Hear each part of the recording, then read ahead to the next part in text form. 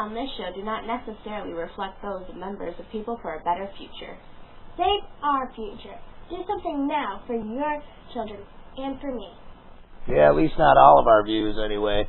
Welcome back to the third segment. This is the Harry Thomas Show Week in Review, and today is January 29th, 2005. A lot of stuff's been happening this week, and we have a member of People for a Better Future on our show, Mike. Welcome back to the show. Thank you. Still here. I'd like to explain a little bit about People for a Better Future. We are against global government. We're anti-war, and we're against the People for the project for a new American century. And if you don't know anything about that, get informed about it, because they want to take away your freedom. And we were talking a little bit on the last segment about people and just their position on people who like to speak out against the atrocities that's going on with our government and our foreign policies. Yeah. You know, we do have this clip from Howard Zinn. He was on Cspan, and Howard Zinn, if you don't know anything about him, he wrote a book called A People's History of the United States. This is a must-read, folks. This guy is a great patriot, and the way people reacted to it was just atrocious. And we got a couple minutes here of the segue into it of Howard Zinn on Cspan. We invited you on this morning because we wanted to get your view of the United States of America as it approaches another inauguration next week on Thursday. What's your take on this country at this point? Well, we're not in very good shape.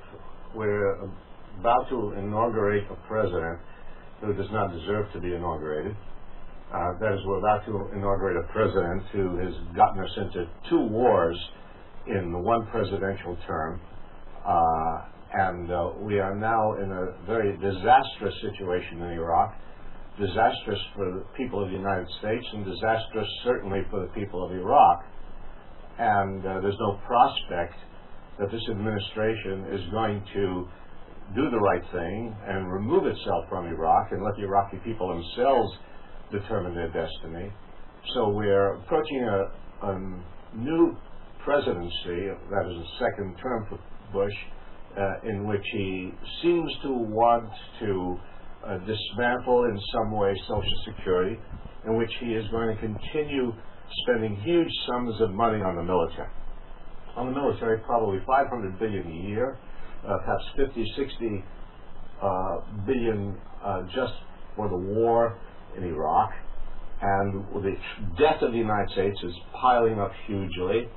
People in this country are hurting. I heard a caller just a little while ago say, what about the problems in this country? There's serious problems in this country. And there's no money to solve them. There's no money for education. There's no money for health. There's no money for child care. There was a column by Nicholas Kristof in the Times the other day showed the United States record in infant mortality is abysmal. That countries like Cuba and China have a better record in lessening infant mortality than the United States. Now, while these problems are going on here and 40 million people without health insurance, and we are spending huge sums of money to conquer another country, because let's face it, that's what we're trying to do. We're trying to conquer and plant ourselves in Iraq. We're not trying to create democracy in Iraq, and we're not trying to bring liberty to Iraq. We're trying to bludgeon them into submission. That's not a happy situation. The Bush administration is going into a second term with the rest of the world looking very, very critically, with great hostility at the United States. I mean, you talk to any Americans who've been abroad and they will tell you how much hostility there is.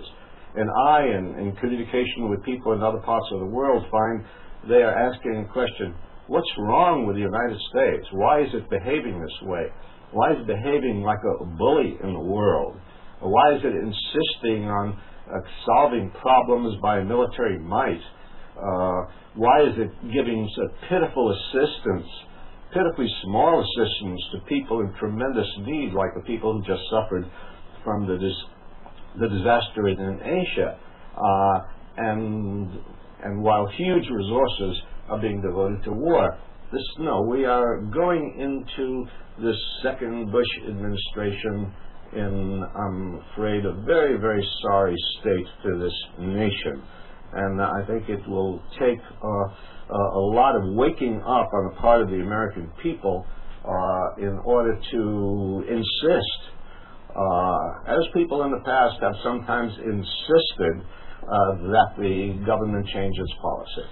And we must insist that the government changes its policies. I mean, the guy is absolutely right. You know, we didn't go over there to spread liberty and freedom like the rhetoric that we heard last weekend. We're over there to take their oil and take control of them, put their people in debt to our global banks, and spread tyranny. And then we're going to move on and do it to other places. You know? Well, the other thing that gets me is the thing that he touched on about the health. I mean, there's no health plan. There's 40 million people without insurance. I mean, 40 million people. That's ridiculous. That 40 million people should have to worry about having to go to the hospital. Yeah. I mean, nobody wants to go to the hospital, but sometimes you have to. You know. And it's all become a big business, you know. The drug companies, they want to do psychological testing on every kid, homeschooled, public school, it doesn't matter. It's because they want to up to 15% of psychotropic drugs that they have the kids on already, up to 50%. What do you think about that? Well, the whole thing is, if you think about anything that he said, everything that he's saying is exactly what we're saying, and it's just everybody has to wake up and make a stand. And people go along with this bullying crap. You know, this whole shtick about, you know, oh, well, it's good that we're kicking their butt. And I know them people, when we were having lunch, felt that way. That's exactly the way it was, yeah. And they believed it so much that they were ready to fight, a fellow American over their opinion. Yeah. And that doesn't even, I mean, that's a civil war now. I mean, you're going to bring on a civil war on top of the other wars that we're having? And they're trying to militarize our well, they are. They're not trying. They're doing a damn good job at it, folks. They're militarizing the police state so that when we have martial law, they can just come on down and clamp right on down. Well, listen to some of the reactions to Howard Zinn from the callers from Cspan. It is utterly ridiculous. You know? This was true of many countries. The United States was simply determined to find an excuse or reason to go to war in Iraq. And we can see that because it created the excuse of weapons of mass destruction. And when that fell apart, it created the excuse of, well, we really want to get rid of this tyrant. We care about whether the Iraqi people are being tyrannized by Saddam Hussein. The truth is that the United States did not care about the tyranny of Saddam Hussein when we were buddies with Saddam Hussein. That is during the war of Iraq against Iran, when the United States stood by while Saddam Hussein was gassing the Kurds. This was real hypocrisy on the part of the United States to claim that it cared about the tyranny of Saddam Hussein. It has not cared about the tyranny in Saudi Arabia. It has not cared about the tyranny in Algeria. It has not cared about the tyranny in Burma. There are tyrants all over the world. And when Saddam Hussein was finally found and imprisoned, did the United States say, okay, he is gone, we will leave? No, the United States is there and still killing people in large numbers. The American medical journal Lancet has estimated, and this is the most exhaustive research that's been done by any set of researchers in Iraq, estimated that up to 100,000 Iraqis have died as a result of this war. There's something shameful about that, something wrong about that. No imminent threat, no weapons of mass destruction,